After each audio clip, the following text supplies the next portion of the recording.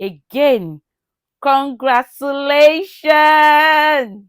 Congratulations. It's like it's giving me a headache in my head. Anytime I try to like check the dollar, I was like, how did we get here? Like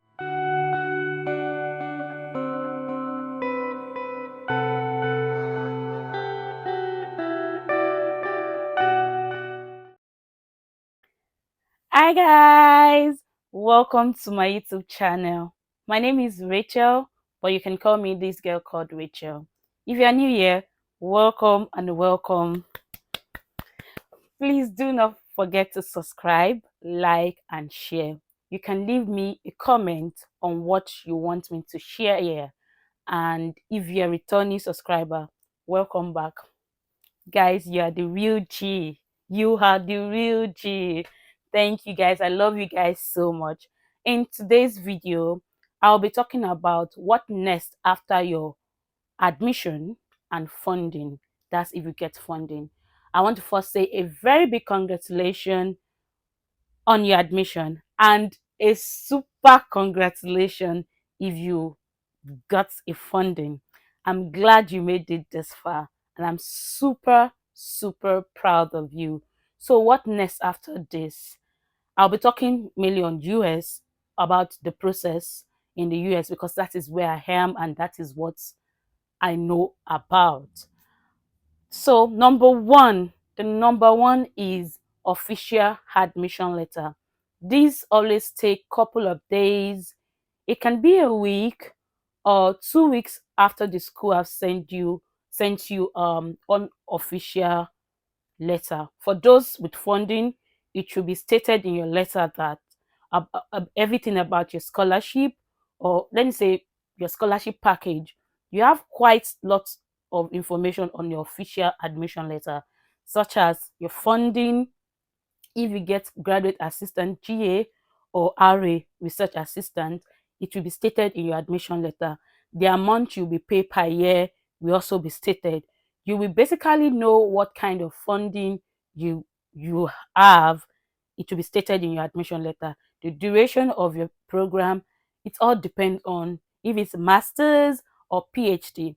The school will first send you an unofficial letter to like let you know that you have the admission. After this, you'll be sent your official letter. Number two is your proof of fund. And if you do not have a fully funded scholarship or you have like a partial scholarship, it will be stated in your admission letter. And after this, you need to like provide your school with proof of fund to let them know that you can take care of yourself when you get to the US and you can take care of your tuition. So it's just to let them know that you will not be stranded and like you have your money to take care of yourself. And this money can be your personal money or it can be through family means, just to let your school knows that you kind of have like a financial backup and you can take care of yourself when you get to the US. This is why you need to like let your school know about this. The next thing is to get your I-20. After all like admission, proof of fund, that's if you don't have scholarship, you need to get your I-20.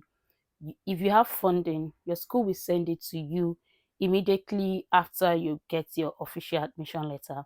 For me, I think I got my I-20 like around 3 days after I got my official admission letter. So I-20 is very important because you will need it to get to the US and also even after you are in the US. I've not used my I-20 when I got to the US, but I've seen my couple of my friends use it like maybe when they want to travel back home or they want to go to another country, they will need it. It needs to be signed. So it is very important. You need to keep your I-20 even when you get to the US because you're gonna need it at some point in time. So your I-20 contains a lot of information. It has certain number you will need when you're trying to apply for your F1 visa And to be honest, yeah, your I-20 is as important as your official admission letter, or let me say as your visa, to be honest, because you need it even if you have like a partial scholarship, your balance, that is after like the scholarship you have, after it has been deducted from your um tuition fee, your balance, which is called your deficit, will be stated in your I-20. And that's why you need to like prove your, I think you need to like let your school know on time so that they will be able to prepare your I-20. So you need to reach out to them. So it's going to state the date of when your program is going to start will be there, and the time you're starting, the date you're ending will be there. If you do not have funding, like I said, make sure to reach out to your school to process your I-20 as soon as possible. Different school with different process, and to be honest, it's just slightly different. But reach out if you don't have a scholarship. Reach out to your school as soon as possible, or if you have a partial scholarship. But if you have a fully funded scholarship, it should be sent to you. The next one is pay for your visa fee, MRV. Visa fee is now expensive. Oh my god. And the dollar rate is getting out of hand. It's like it's giving me a headache in my head. Anytime I try to like check the dollar, I was like, how did we get here? Like how? It was not too expensive when I paid mine. I think it was around 75,000 naira to 80,000 naira when I paid mine.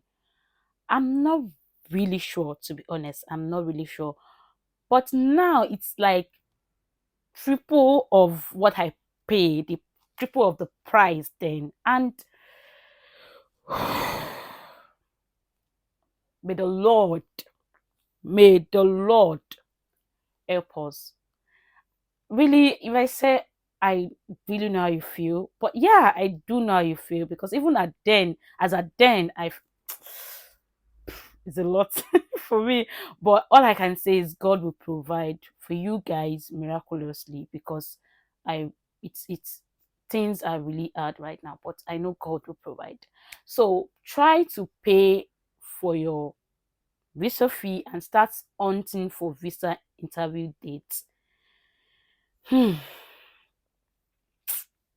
that's another thing, because getting a date, especially in Nigeria, is like a war that seems not going to, like it's not going to end. I don't know, but hmm, it's a whole lot getting a date in Nigeria. I know other country can be annoying, but I think it is more. Anyways, for me, I got my admission in March, and when I when I was hunting for dates, I think the first date I got was in December 2023. I was supposed to resume school in August. Ow. I was so tense. I was so worried. I don't have any information then. I was so worried.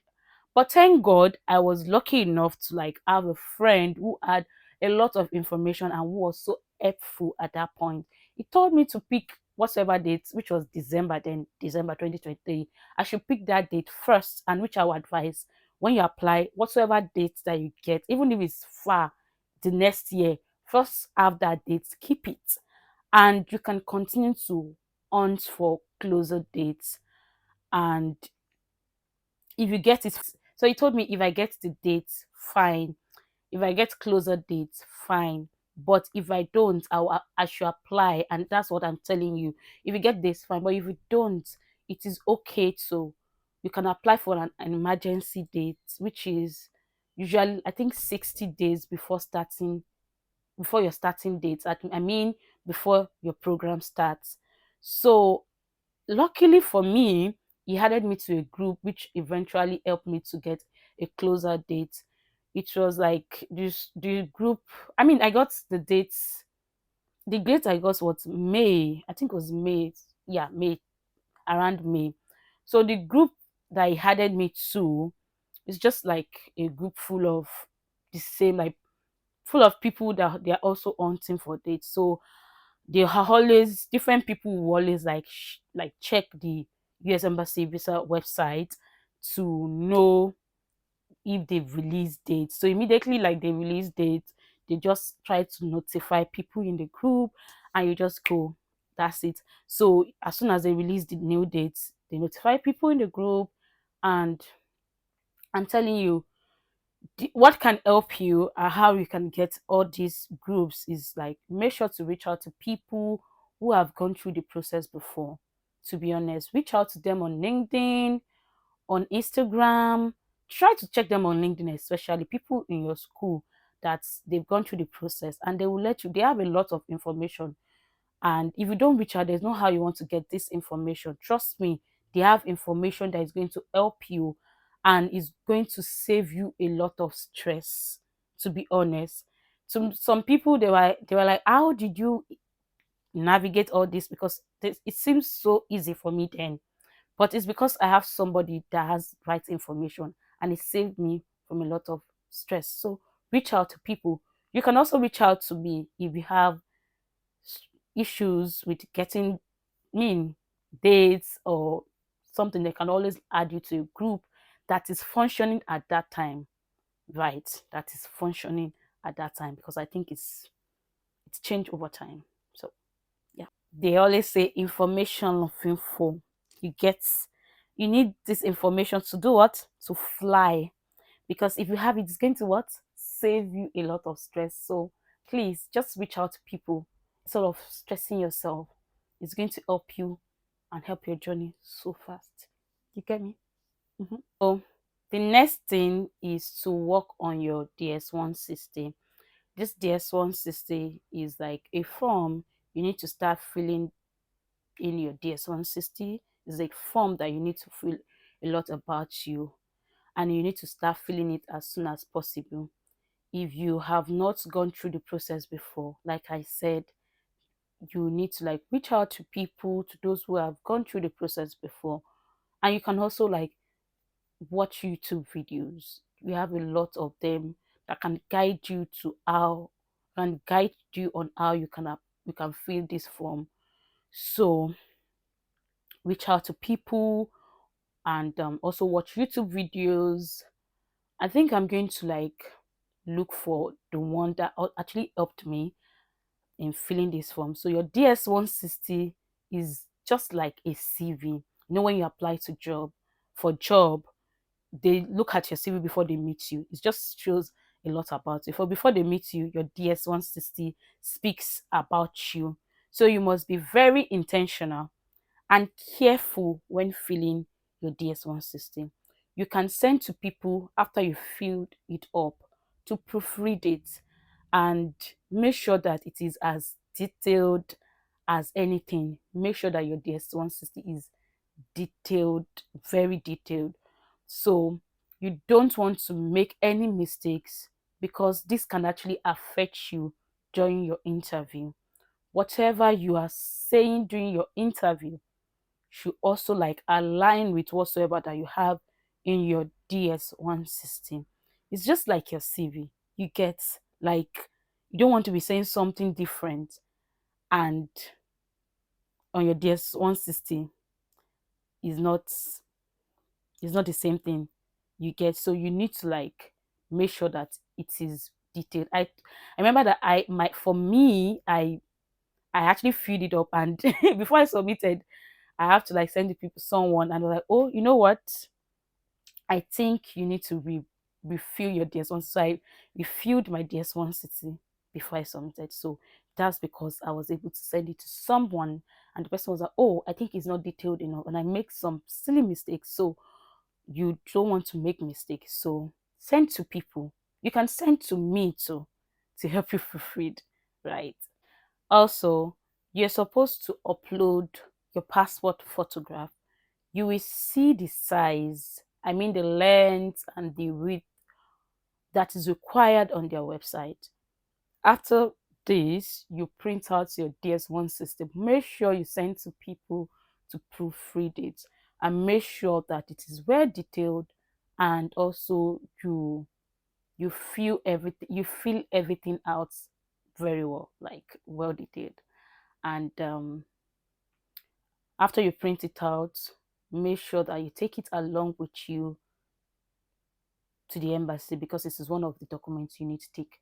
And I've heard cases of people forgetting their one of their documents, or some of their document they need at the embassy, and for the interview, on the interview date they forget at home. So make sure that you have it like printed out before your interview date. You're also required to carry out some medical examination prior to issue of a insurance of a visa.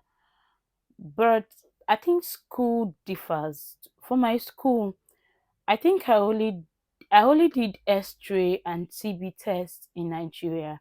And when I got here, I got vaccinated. I made sure that I meet all the requirements. But for some schools, they they want you to do all those tests that they're going to send to you, or yeah, they're going to send what you need to do to you.